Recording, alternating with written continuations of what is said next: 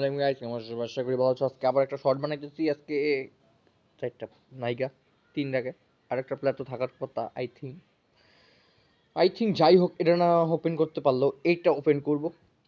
এটার আমার প্লেয়ার আছে এদিকে দুইটা দেওয়া অলরেডি। যাই হোক, ওকে সমস্যা নাই।